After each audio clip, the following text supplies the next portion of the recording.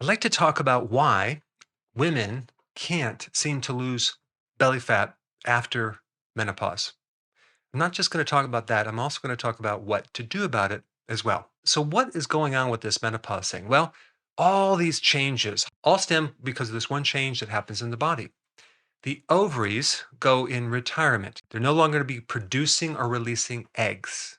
Now, the ovary doesn't just make eggs, it also makes hormones. So, what's going to happen as we go through menopause is we're not going to have the eggs, we're not going to have the quantity of hormones. But normally, what's supposed to happen is the adrenal glands, which are the backup, are supposed to kick in. The adrenal glands make all of the hormones that the ovaries make. And if the adrenal glands are strong and stable going into menopause, usually there's very little symptoms, if any at all. So it's not really normal to have hot flashes. It's not normal to have any symptoms going through menopause unless there's a problem with the adrenal glands. But there's a bit more to this, okay? So, yes, it's true that estrogen drops, but you're also going to get a more significant drop in progesterone. So, the ratios of estrogen progesterone, it actually can make it appear that you have estrogen dominance, okay? Which is not really true. It's just the ratios of estrogen to progesterone. And some women start going on hormone replacement therapy. The problem with that is it comes with a lot of side effects, okay, and complications. But I'm not going to get into that right now. I want to focus on another thing that happens in the body that gives you a solution to handling this entire problem. Because naturally, the adrenals are supposed to take over and compensate for the missing hormones. And no, this is not a mistake in nature. It all is supposed to work very perfectly. So in the adrenals, we have several things going on. We do have an increase in cortisol. That's the stress hormone. This could explain why through menopause, a woman might feel anxiety, excessive nervousness, difficulty sleeping, maybe agitated, and also an overall low tolerance to stress. That has a lot to do with um, this part of the nervous system called the autonomic nervous system. And that's really what I want to focus on in this video. So, the autonomic nervous system is basically adapting your body to the environment.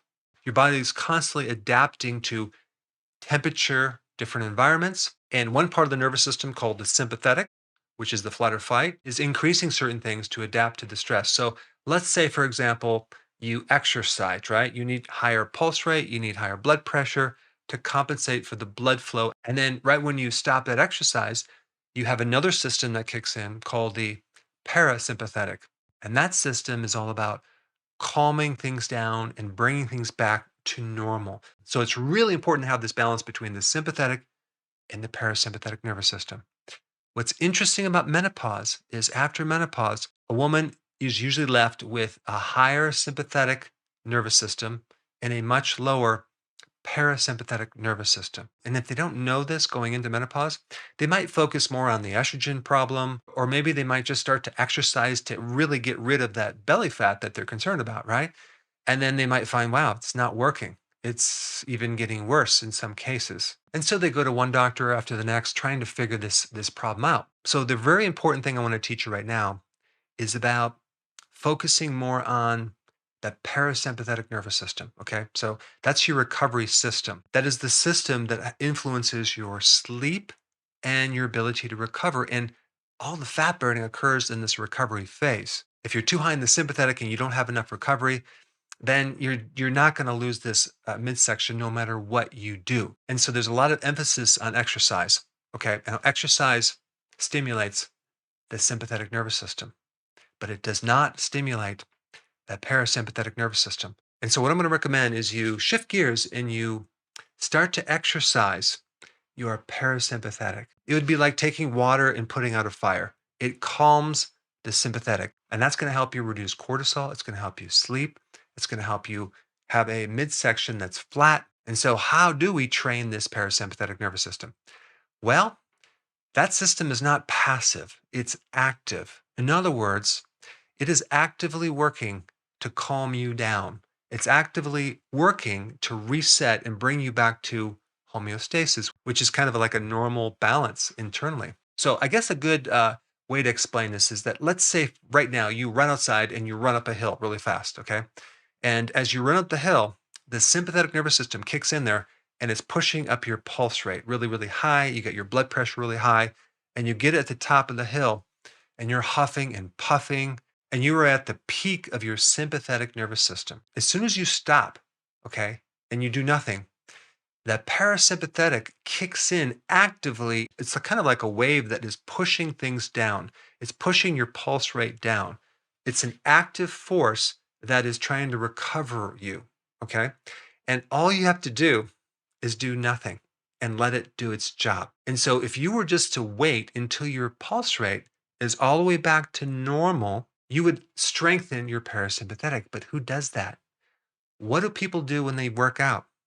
They go work out, they get their pulse rate really high, they let it come down a little bit, they rest maybe 30 seconds, if that, and they do it right back. They start exercising. And right there, you are failing to exercise that recovery system. You are developing and training the sympathetic to be really, really strong, but without enough recovery. And so over time, you lose the strength and capacity to recover. And so your body is ending up just producing cortisol that's creating more belly fat.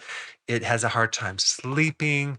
So I wanted to make a big deal about this video to emphasize this one simple point that if you really understand it, you can apply it to a lot of different things. You need to rest a lot longer between your reps and sets of exercise, as well as days of exercise. So if you were to do a certain set of, let's say, 10 reps or a certain time period of exercise, what you'd want to do is completely stop and wait for your pulse rate to come all the way down, okay, before you start another one of those cycles. The same thing goes with your entire workout. Through a given week, you have to make sure you don't overtrain. You want to make sure when you exercise, you give your body a chance to completely recover and reset. And what you're doing when you're recovering is you are strengthening your parasympathetic nervous system. I tell you, this might sound like a very insignificant, subtle thing, but in practice, it was very, very successful. I've had people that I've taken them off of working out 3 times a week and put them on a workout that's just once a week. And then they finally start losing weight. Now, on the flip side, it doesn't mean you should only focus on the recovery and do nothing and sleeping all day, because it takes this exercise intensity and this stress to make it all work out. Now, the worst type of exercise you could do for your belly is any type of sustained exercise. Now, I'm not talking about like walking or hiking. I'm talking about jogging or running or doing marathons or long distance. Anything sustained of a moderate pulse rate is really bad for cortisol, and it's bad for the parasympathetic because of this one principle of waves. Everything in nature is on a wave. You have these circadian rhythms of hormones, sleep cycles. Your heart is on a wave. It comes up and down, it contracts and relaxes. And so this is why like high intensity interval training is very, very good for so many things, because you're doing this short, high intense exercise with lots of rest. So here are some things to focus on. Start doing short types of exercise with lots of rest. Don't overtrain. Don't train over soreness. Focus on getting more sleep.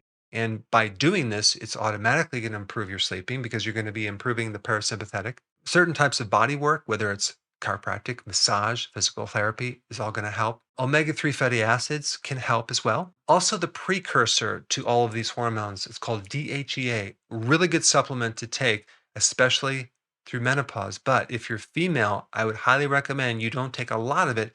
Just take what's recommended on the bottle, because if you take too much, it can start to, increase more testosterone, which you might not want that. It's very important to go on low carb intermittent fasting, because when you do that, you automatically reduce the sympathetic nervous system and you increase the parasympathetics. Some really key nutrients to focus on: magnesium, choline, vitamin B1. Vitamin D is also important too. Certain herbs can be helpful that are adaptogens. Lemon balm, a passion flower, and ashwagandha are really good. So, in summary, the parasympathetic nervous system restores the sympathetic nervous system, which is that fight or flight mechanism. Now, because of the censoring and the suppressing of the algorithms on YouTube, it's becoming more difficult to find my content. And there's a lot of content that I cannot put on YouTube, unfortunately. So, to make sure you have full access of all my information, go to drberg.com and subscribe to my newsletter